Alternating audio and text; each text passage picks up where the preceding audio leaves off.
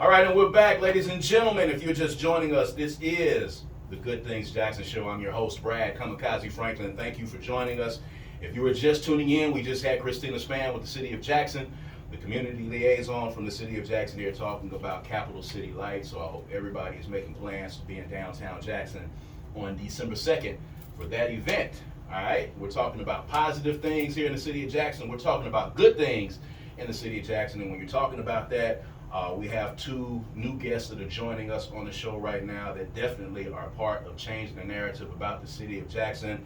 All right, we have Creston Burse with the Bean Path, and we have Enrika Williams also with Magnolia Sunset Markets, and they have a joint event that they are doing together, and we're going to get to that, but there's a little backstory because I want you guys to know about both of these organizations and all of the great things, the great positive things that we're doing in the City of Jackson. And again, we are here to overshadow and drown out that very loud minority of people that have negative things to say about our city, because we have greatness within us, and these are two people that are helping us to that end. So thank you both for joining us. Thank you. So Creston, let's start with you. And I've been seeing the things that have been going on with the Bean Path for a couple of years now, and they're absolutely amazing. And they're definitely going to help to push the envelope here in the City of Jackson. So for people that are not familiar, we're going to go back and we're going to give them some backstory about how we got to where we are today, with all the great things that are happening. So tell us about the Bean Path, what the Bean Path is, and tell us how the Bean Path came to be. Okay, absolutely. Glad to be here. The Bean Path actually started at Makerspace Library. Our founder, which is Dr. Ashley Cephas. She's a Jacksonian, born and raised. Like myself, I'm a Jacksonian, born and raised. And we both ended up going to Mississippi State. When we graduated and moved home, people will always ask, hey, can you fix my computer? My printer not working. Or any type of tech questions that people will have. So Ashley had the idea. She's like, well, when I'm coming in and out of town, because she went off to grad school, like most people do. I went off to grad school.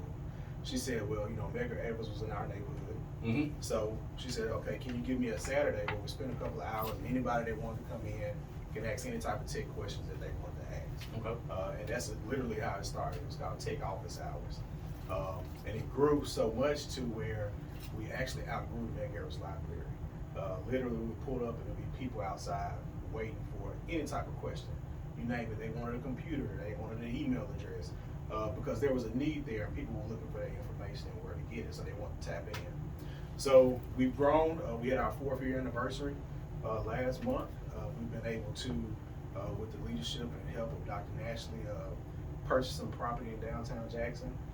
We have three phases to a project that we're working on called the Jackson Tech District. We really want to change the narrative on what people think tech looks like, because I work in the tech space. Ashley works in the tech space, but there is no color when it comes to tech. But a lot of times we get left out of the conversation because we just don't have the accessibility to those different type of resources. So that's what the Bean Path is. We want to be that person, that organization in the community that exposes our kids, our community leaders, our friends, our aunts, our grandmothers, to what those resources look like on the tech side. We've had phenomenal growth over the last 4 years, and just looking forward to what we can do moving forward. So I remember, seeing a post about you guys being over at the Makerspace Library. I remember those. And pretty much, I watch and see things evolve in the city. People are doing things, even, with Magnolia Sunset Markets. Anytime I see a positive movement happening, I always kind of look and kind of keep it in the back of my mind. And I remember those posts about having, those tech hours over at Makerspace Library, and how you guys have grown and evolved from there into what this has turned into. So when you're talking about the Jackson Tech District, a lot of people don't know what's going on over there. It's kind of off of Gallatin Street over there. A lot of people don't know what's happening. So I want to use this platform as an opportunity to kind of tell folks what you guys have going on over in the Tech District. Talk about the space that was purchased, what it was previously, if you know how long it had been sitting there, because, I'm from Jackson, and I know how long I've driven past there, and it looked just like it's looked for many decades, and, what the plans are for it going forward. Right. So, yeah, like you said, it's looked the same for as long as I've been small, just to be honest with you. What part of town are you from? Shady Oaks. Shady Oaks. Yeah, There you so go. we were walking distance from Magnolia. Nash and I actually grew up on the same street on Utah Street, so it's funny how things work themselves out. But the grand scheme of what we really want to do in downtown Jackson is kind of grow what we say we call the Jackson Tech District. And the way we're going to do that is, like I said, we have 3 phases. The first phase we kind of completed. There are 8 buildings that was purchased by Dr. National Seafoods, 22 acres in downtown Jackson, which is at itself a phenomenal feat when we start talking about having land and ownership in that part of the city. But we finished phase 1 this year, which is what we're calling the Makerspace. A lot of people, especially that look like us, don't even know what Makerspace is. Right. But that Makerspace is just a creative outlet for where people to come in and do different things. Right. Whether you want to talk about 3D printing, you want to talk about doing AutoCAD things, you want to come in and talk about doing sewing, anything that tech has any type of influence on. We were able to complete phase 1 with a success, and we call it success because we partnered with Jackson Public Schools this summer. We were able to have over 70 kids go through our first summer camp this summer. 5 days a week, immersely intense in different programs dealing with tech and fashion, tech and music, and tech and architecture. So again, it's those things that they weren't necessarily going to get exposed to, in school, Right. and showing them what things look like and how tech literally touches everything that we do on a day-to-day basis. So again, that's phase 1. Long term, we really want to grow what we call the Bean Barn, which is that huge barn you see on Gallatin Street. There's never been anything since I've been born. But our goals are to have an event space. We want people to come in. We've had conversations with outside organizations that want to come in and bring in their tech resources to those different things. We've had drone opportunities that we've done at the Makerspace, where we're looking at what does it look like we bring in those type of things to those type of areas, exposing people who won't necessarily see things like that. Like I said, we are done with phase 1. We're moving into phase 2, where you'll start seeing some things done with the Bean Barn. And long term, National has a grand dream of having residential space down there, commercial space, and bringing in any type of tech industries that want to be there. People don't know there are a lot of different tech industries in Mississippi. There are a lot of the tech industries right here in Jackson. Correct. We have those seeds that are kind of sprouted throughout the city, but we want to get centralized, because when we go to places like Austin, we go to places like DC, we go to places like Atlanta, they're in the hub, and they're able to not only grow internally, but they grow by working together. So we want to bring that same thing to the downtown Jackson area. That's amazing. So, Enrika, I want you to jump in here because I want to talk about Magnolia Sunset Markets as well. And you're already a well-known chef in town. You're already doing your thing. So I think tech is very important. It's vital to moving the city forward. But what Magnolia Sunset Markets does is also very vital, because health and wellness is very key as well. So talk about the beginnings of Magnolia Sunset Markets and what was the energy and the inspiration behind what you guys are doing. First of all, thank you for having me here. Absolutely. So Magnolia Sunset Market started with myself and Tavi Moyo. Tavi and I have been friends for thousands of years. And so I would always have other events and things that would take me outside of Jackson. I was born and raised in West Point, Mississippi. Golden Triangle. Yes. Yes. But I spent a lot of summers here. My family moved here when I was in the 7th grade, and then we moved to Baton Rouge. That's something else for another day. But I have always considered Jackson to be home. I spent a lot of summers here. A lot of cultural imprints of my childhood were formed here in Jackson. Yeah. So with that being said, so I spent a lot of time as a kid in Jackson. Came back home on some chef duties, and I met Tavi through a friend because I had a stage in New York, and Tavi at the time was living in New York, and we became fast friends. So becoming fast friends, Tavi is a creative. I consider myself more of a creative first, then chef. Okay. So we would always have like these ideas, and we would always have these what ifs, and we would always share the things that we experienced in other parts of the country, sometimes the world. And we were always like, why can't we feel like this here Right. all the time Right. because we associate and have a tribe of amazing, gifted, brilliant people. That's all we know. That's all I have seen. Those have always been my experiences. Right. And so it was actually, I was doing the way Magnolia Sunset Markets came about. I was doing a menu at Fine and Dandy. Mm-hmm. And Tavi came in to have brunch, and brunch, bottomless mimosas Yeah. and ideas, and Ideas so got the flowing. they did, and we actually came up with it on a napkin, and it was like, what if we had a space where it's a vibe, it's a place that we can see people do the things that we like to do, we can have our friends participate, we can give people a space to be seen and be heard, and just create the things that we miss in our travels and in our experiences. So the market came about for us as a space for us to have a place to be seen, to be heard. And it may have been for selfish reasons of like, we want to create the things that we want to see because we are very pro Jackson. We are very much in love with the people here in Jackson, and we wanted them to have a space that they could say and see, oh wow, I see why y'all love Jackson so much. I see what Jackson is doing. So it became a quick process. We started this in November over mimosas, and in January of 2021 we were in the process of getting ready to have our first market. So this is our second year having the market, and the best way to describe the market, people always lead and they tell us how they felt or what they feel when they're at the market. It's very familiar, it's very comforting, it's very comfortable, it's very inspiring. People come out in their finery, they come out to support. Most of our vendors are Black women, and they do small batch things, and our demographic is all across the board, and they support, they buy, they follow on social media, they collaborate with vendors that we have at the market. So we are just seeing how not only a creative economy is being created as a result of the market, but we're building those friendships, we are building and showing the community. We are just basically, bragging on who we know to be brilliant. Like, these people are here. Right. You don't have to go to Atlanta or any of the magical Negro cities to find genius and brilliance. It's here. It's not far.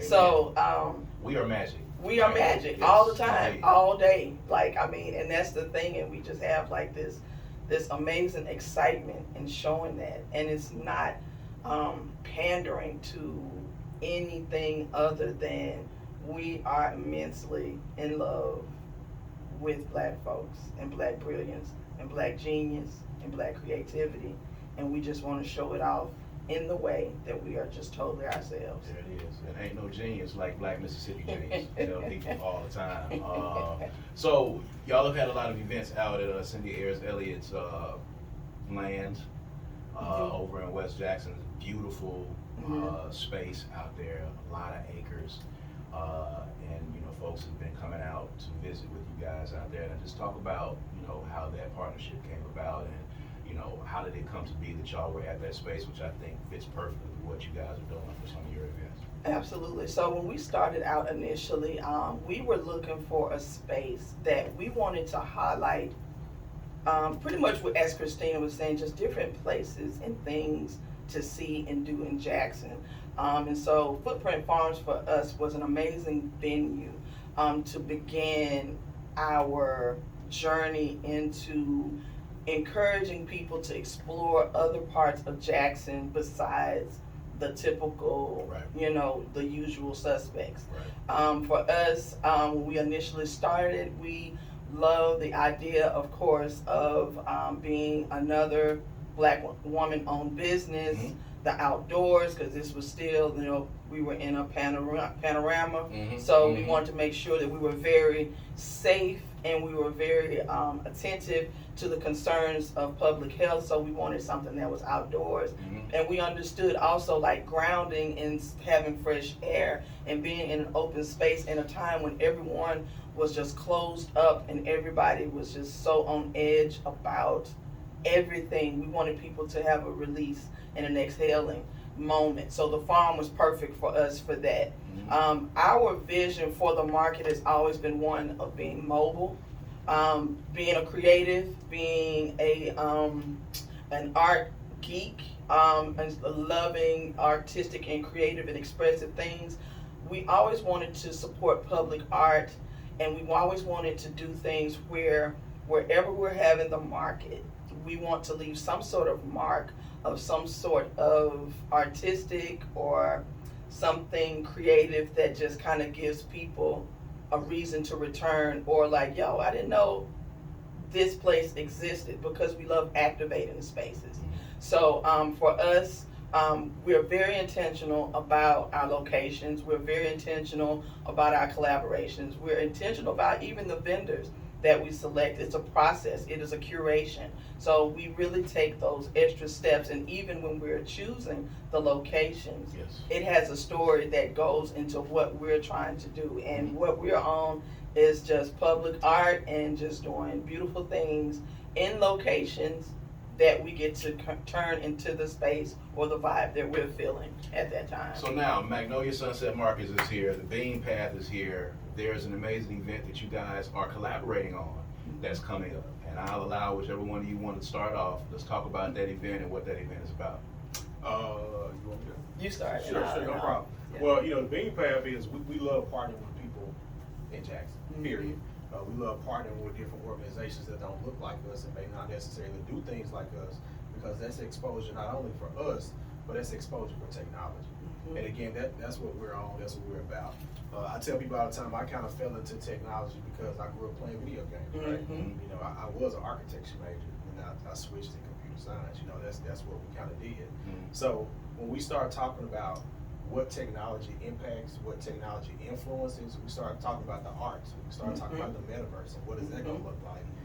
I think Brad talked about, we got to create what we want to see. Absolutely. And if we're going to do that, we got to be intentional about the partnerships we're doing, the programming that we're trying to put out, and the people we're trying to collaborate with. So again, working with people, like this and these different organizations are just natural fits for us, because what we bring to the table, we feel like we can not only enhance working with different people, but they can help us in ways that can kind of grow and kind of expand the mission that we're trying to do with the thing. Collaborations rule the nation. Collaborations and rule the nations. And just to kind of piggyback off of the amazing description of what we're doing, Magnolia Sunset Markets, we have always been long-standing fangirls of Dr. Nashla Cephas and everything that she's doing. So the opportunity for us to work with an organization that is woman-led, black woman-led, local, intentional about community, making an impact, like visibly being visible to do something is something that was something that we resonated with and we wanted to be a part of. And it's just like, for us, I think for me, it is the creative and the artsy side, and tying that with technology and seeing, again, letting the community see that these things can coexist, but there's also opportunity to explore and learn and see other things other than the things that we just typically associate with, career paths, right, or entrepreneurship, or being an owner or creating a thing. And so for us, it's an amazing opportunity to merge those two things together. But not only just merging with the market, but we've been having conversations with the staff, and we are as equally as excited as the staff is at the Bean Path about creating a long-term collaborative effort in which we can just reach out and do whatever is necessary, or whatever we allow ourselves to do, to just be dope and brilliant and just show that in an amazing way. Absolutely. So this next event is going to be taking place when? It is November 19th. November the 19th. And it's going to be at the Bean Path at the Makerspace. It's from 4 p.m. to 7 p.m. and admission is $10. Okay. So what can people expect from this event? We definitely want to drum up, some energy and get some people over there to kind of check out what you guys have going on. So someone that's interested, in what Magnolia Sunset Markets has been doing, if they're interested in what the Bean Path is doing, or if they just want to see what this event is about, what can they expect when they walk into those doors? I think the first thing you can expect is seeing a dream come to reality. You know, just being able to walk and kind of walk into a space that was created from a creative mindset, right? Yep. So again, when we start talking about that makerspace, we're really talking about what the education system, what the look like of what learning, what creative is going to look like moving forward. So again, it's just going to be the exposure when you first get there, because you'll be able to walk in and walk around the premises, and you'll look in the corner, you will see 3D printing, or you may see somebody with an Oculus headset on doing some VR training, or some things of that nature, where, you know, changing the narrative of what education and what learning looks like, Yes. and still being in a dope environment where you can kind of be around people that look like you, and things that you may not necessarily get exposed to on a daily basis. So to me, it's all about exposure. It's all about seeing new things. You don't really have to put an age limit on it, whether you're in elementary school or you're an adult. I think it's an opportunity for you to learn something, for you to see something, and be exposed to something new. So that's the Bean Pass piece on it. So at this event on the 19th.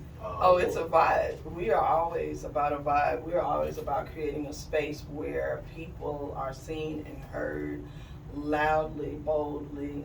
We have makers that make amazing things. I'm talking about candles and clothing and artwork. We have a DJ that sets the mood, the tone, the vibe. We have food. It's just the whole thing. We actually activate the space. So there's opportunities to take selfies. There's opportunities to, because what we want to do is to familiarize people with things that we feel that, you know, tech in some spaces is very intimidating. Yeah. And we want to make it's very organic. It's a space to have fun. It's a space to be seen. It's a space to ask questions. And I also think the biggest thing with what you were saying about seeing dreams come true, just understanding, like, you didn't have to go far to see big things happening, beautiful things happening right here. So if nothing else, it's to support, it's to just be in the presence of, it is to come spend money with makers in your area, knowing that those monies is helping them build their brand and grow their brand and giving them the confidence to do more things. It is you being a part of something. It is our contribution to not only the community, but just to the city. Like, we are very much about loving Black folks, and that's what you get. There it is. So this event is November the 19th, and it's going to be taking place again at The Bean Path, 451 North Gallatin Street. taking place at the Bean Path, and definitely want you guys to go over and take a look at this facility. But you guys are also participating with the City of Jackson as well. You guys are doing something with the City of Jackson. You guys are participating in Tech Jackson. I think this is the 3rd or 4th year of that event. So, you know, really quick, talk about, you know, what part the Bean Path will be playing in that event as well. Right, so we have several people that work on our staff that'll be working on several different panels. I think I'm working on the futurism panel, where we're talking about what is futurism, technology, and philanthropy look like in the next 25, 50 years for the City of Jackson. We have people talking about on the education side, what does that scope look like for the tech world. We start talking about education, like I said, I mentioned before, we have a really good partnership with JPS right now. We have a really good after-school program that's 5 days a week. If you're interested in your kids being in that program, it's hosted at the Makerspace. That's a slight plug right there. So again, like saying, using those platforms like Tech Jackson, just to let people know who we are, what we're doing. And there are people from Jackson that are actually doing these things. We're not talking about people from outside of Mississippi, outside of Jackson. These are homegrown folks that are here, that are working in the industry and making a difference. We just need to make sure we're seen on a large scale. Okay, so you guys are doing a lot of stuff with the City of Jackson. Well, y'all be participating in Tech Jackson? Actually, no, we're not participating in Tech Jackson. This is our 2nd year collaborating with Capital City Lights. And so last year, actually, the Magnolia Sunset Markets, we activated the space at the Heritage Building, which is on the corner of Capitol and Congress, and we just turned it into our space. We had a lounge area, we had vendors, we had food, we had performances. It was just like our market, that we brought that personality and that energy, and then we were a part of it.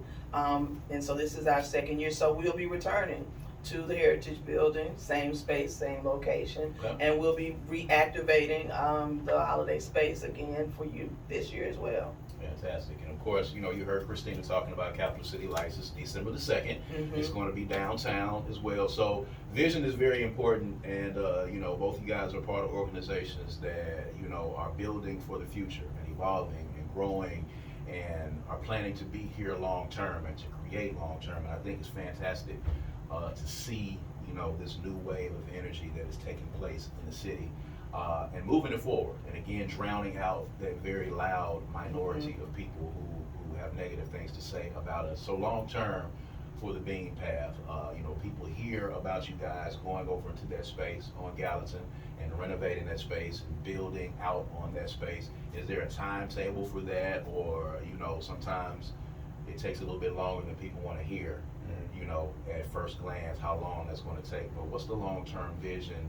And the time frame for that vision on that space? What can we be looking at? Right. So, like I said, the Bean Path is just 4 years old. So to say that you have 8 acres and 21 buildings, downtown Jackson, I think that's pretty good moving forward. You know what I'm saying? Like I said, we've completed phase 1, moving into phase 2. So it's kind of hard to put a timetable on it. But I will say that the interest to see, what the Jackson Tech District can be, is there, not only here in Mississippi, but outside of Mississippi as well. I can't expound on that more. There are a lot of people that are interested in what's going on in Jackson, Mississippi, outside of the water issues, because there are opportunities here. So when we start talking about using the platform that Dr. Stephens has created, those are things that we can kind of look forward to. I will say that our partnerships, our long-term partnerships, JPS isn't going anywhere. Right. When we're working with these different partners like the city of Jackson, they aren't going anywhere. So, entrenching ourselves in these pillar communities in the city of Jackson just lets us know that we're going to be here for a while. Our timetable to us is to be here and be rooted. Like I said, this is home for me. This is home for Dr. Stephens. This is home for a lot of people that look like us. We were born and bred, Bear Griffin's Library. So I think the sky's the limit. So like I said, I wouldn't necessarily put a timetable on what we're doing, but I will say look at what we've already done, and then I'll let you. The fact that you got life over there in that area that has been pretty much abandoned. I'm a little bit older than you guys, so I do remember the remnants of some things as things were beginning to decline a long time ago. At that warehouse space over there on Gallatin.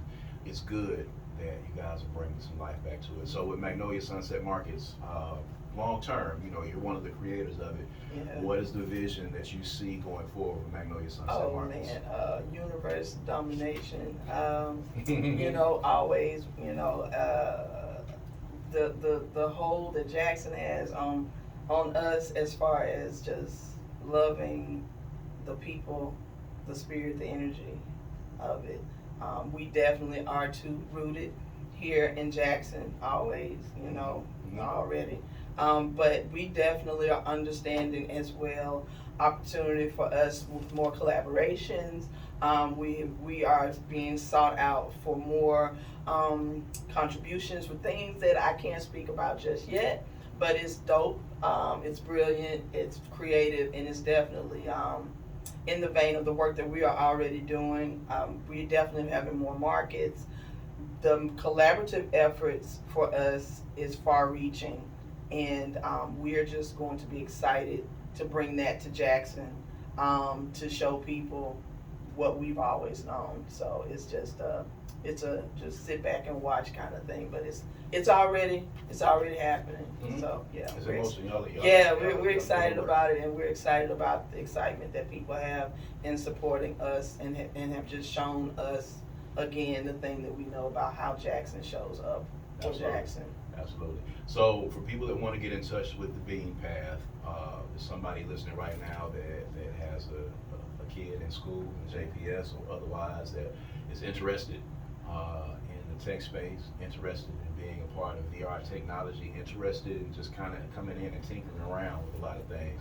How can they get in touch with you guys, and how can they get involved with what the Bean Path is doing? Give us some contact info. Definitely, you can go to thebeanpath.org. Definitely follow us on social media, especially Instagram. putting a lot of good content out there on the programming that we're putting out. That's at the Bean Path on Instagram, as well as you can shoot us an email at info@thebeanpath.org. But like I said, we're there, we're active, and we want to be involved. So just get us. That's it. So for folks that want to get involved in Magnolia Sunset Markets, if they are a vendor and they want to get involved, or they just want to know when the next event is going to be, give us that contact info. Absolutely. You can email us at magnoliamarketsjxn@gmail.com, and you can also follow us on Instagram at magnoliamarketsjxn. There it is. So we've had Enrika Williams, and we've had Creston Burse with the Bean Path, and Magnolia Sunset Markets Jackson telling us about the event that they're having on November the 19th over at the Bean Path. Please make sure that you're a part of that.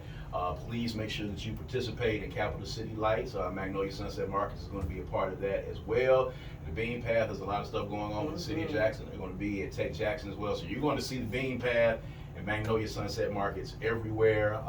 You know, the amazing work that you guys are doing. You're collaborating, partnerships, relationships and things is going to help to move this city forward. I'm very, very proud and glad to see you guys doing what you guys are doing. Thank y'all for joining us, of course. And thank y'all for joining us today. This has been the Good Things Jackson Show. We're about everything that's positive and forward moving for the city of Jackson. Nothing negative at all. We are not who they say that we are.